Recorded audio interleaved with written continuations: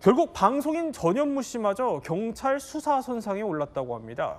9년 전 한 예능 프로그램에 스치듯이 등장을 했던 차량 링거 장면이 주사 이모 의혹과 맞물리면서 불똥이 튀었다고 합니다. 자, 사실 앞서서 저희가 한번 전해드렸어요. 상당히 빠른 당시 이제 해명이 나왔었는데 명확하게 선을 그었었는데 경찰 수사가 착수됐다. 이런 소식이 들렸군요. 그렇습니다. 왜냐하면 고발장이 접수됐기 때문이죠.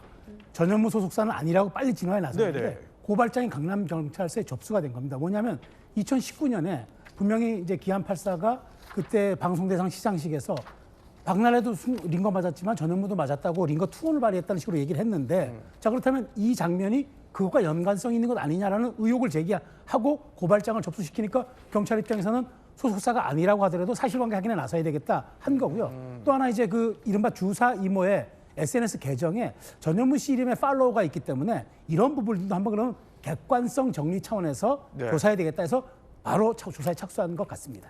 일단 뭐 경찰이 따져봐야겠다 이렇게 그렇죠. 판단을 한 거군요. 자, 그러니까 전현무 씨가 또 나흘 만에 소속사 측에서 다시 한번 해명을 내놨어요. 한번 짚어볼까요? 그렇습니다. 그러니까 전현무 씨는 그렇다고 하더라도 네. 우리 입장에서는 이거는 그 분명하게 의료진이 그때 처방해 준 걸로 이건 링거를 맞은 거다. 우리 그때 뭐 위염, 식도염 이런 걸로 인해서 매우 아플 텐데 그렇게 해서 소염 진통제 중심으로 링거를 맞은 건데 이거는 불법이 아니고 진료 기록에 다 포함되어 있는 거고 병원이 허가한 상황이다. 그리고 이 링거 수액을 다 맞은 다음에 네. 잔여물을 폐기물을 의료 폐기물이잖아요. 그러니까 예. 그대로 병원에 반납까지 해서 법적으로는 아무런 문제가 없고 이 모든 사항은 우리가 적법한 의료 시술 테두리 내에서 한 것이고 병원의 허가를 받아서 한 것이기 때문에 했다고 얘기를 했습니다. 그런데 어쨌든 이렇게까지 전반적인 모든 사실을 자신에게 진료 기록부까지 공개하면서 적극 대응에 나섰는데 네. 어쨌든 고발장이 접수되고 경찰이 수사에 나선 만큼 어디까지 갈지는 좀 지켜봐야 할 것 같습니다. 아니 그러니까 지금 보면 이거 뭐 이런 진료 기록부나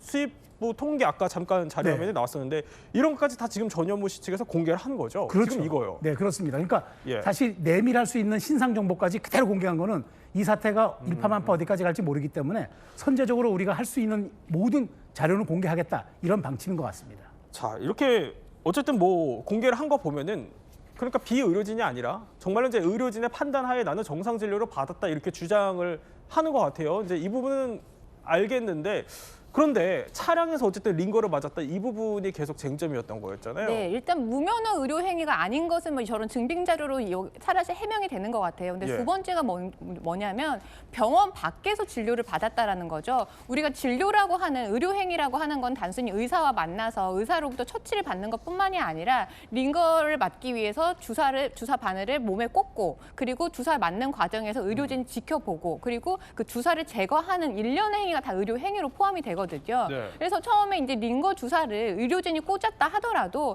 차량에서 맞았잖아요. 이건 사실은 병원 밖에서 의료 행위가 이루어진 것이기 때문에 이 부분은 문제가 될 수가 있는 겁니다. 근데 다만 뭐 법적으로 예외적으로 응급 환자인 경우에는 우리 구급차에서도 의료 행위가 이루어지기도 하잖아요. 네. 그리고 환자가 의식이 불명하거나 거동이 불편한 경우에는 의사가 직접 가서 그러니까 병원이 아닌 외부인 제3의 장소에서 왕진을 했을 때는 의료 행위가 가능한데 과연 저 차량 안에서 이 링거를 맞을 때 과연 의료진이 동행을 했느냐, 그러니까 왕진에 해당이 되느냐, 아니면 뭐 전현무 씨가 정말 이 거동이 불편할 정도로 아니면 응급 상태라서 이런 법적인 예외 조항에 따라서 의료기관 외에서 의료 행위를 받을 수 있는 그 상황이었느냐, 이게 사실은 관건이 될 것 같습니다. 그러면은 그러니까 전현무 씨가 이렇게 해명을 하잖아요. 보면은 자, 이렇게 수액을 처치한 후에 의료 폐기물도 반납을 했다 나는. 근데 그럼 이 부분도 경찰이 이게 의료법 위반에 해당이 되는지 안 되는지 따져봐야 된다 이런 부분이군요. 네, 맞습니다. 그리고 일단 그 의료 행위를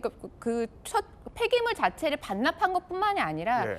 주사 바늘 같은 걸 제거하는 것도 의료진만이 할 수가 있는 거거든요. 그렇기 때문에 주사 바늘을 꽂아주는 건 의료진이 했다고 하더라도 네. 그 부분을 빼서 처리하는 부분에 대해서 만약에 의료진이 하지 않았다라고 하면 네. 이거는 의료법 위반에 해당이 될 수가 있기 때문에 이 부분에 대해서 고발이 들어온 것 같습니다. 자, 어쨌든 지금 이제 9년 전 일이에요. 이게 공소시효가 지난번에 저희가 따져봤을 때 지났다라는 얘기들도 했었는데 그럼 이걸 지금 경찰이 들여다보는 이유는 뭘까요?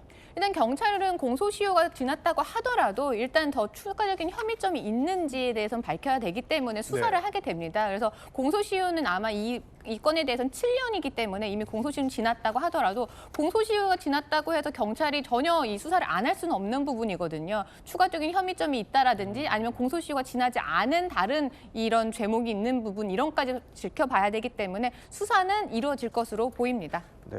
일단은 수사는 뭐 고발이 들어오면은 네. 자동으로 이뤄지기 때문에 그렇죠. 보는 것이고 예. 또 하나는 지금 보면은 뭐 의사 처방에 따랐다면은 이거는 어디에서 이뤄졌던 또 합법으로 보는 시각도 있기 때문에 조금 더 지켜봐야 될 것 같습니다. 네, 또 전현무 씨 관련된 수사 착수 소식은 저희가 전해드렸지만 더 지켜봐야 된다는 점 짚어드리겠습니다. 자, 그런데 이렇게 파장이 걷잡을 수 없이 여기저기로 확산이 되는 건요. 결국 그 출발점이라고 할 수 있는 건 박나래 씨를 둘러싼 의혹이었죠.